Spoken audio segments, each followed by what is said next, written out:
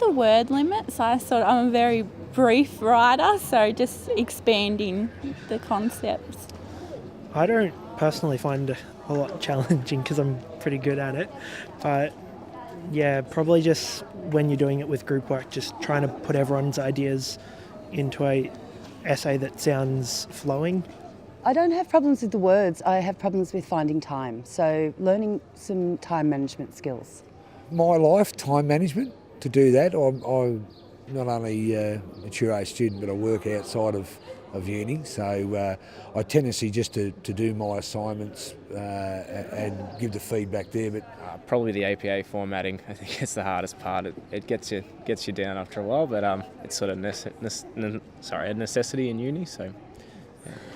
I think sometimes it's sort of like gathering information that is relevant to your, I suppose, your case study or your questions or whatever it is that you're supposed to be searching for. Generally, when you look at the task in the course description, you then just sort of build a framework around that, and then you can just fill in the blanks from that. Yeah, so I always start with a plan and just start writing, and then always come back and add more and change things if they're not really working. So definitely start with a plan. Yeah. I follow the steps that are in the course description from the teacher because not every teacher expects the same thing. So I go through step by step in the course description. It's a very handy tool. Criteria is a big thing. I think if all your studies set out that there's a certain criteria, so I try to write my reports or essays to cover the criteria.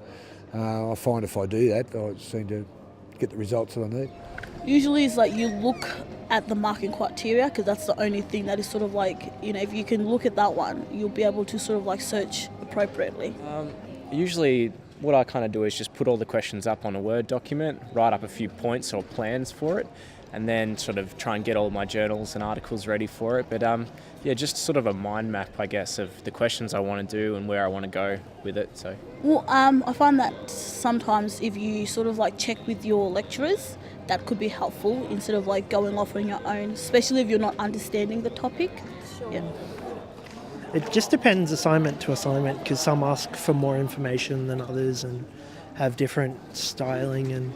Maybe just allow more time to actually do assignments. I think like everyone, you sort of get in the habit of rushing them, but yeah. Yes, I've got a little bit of work to do on referencing.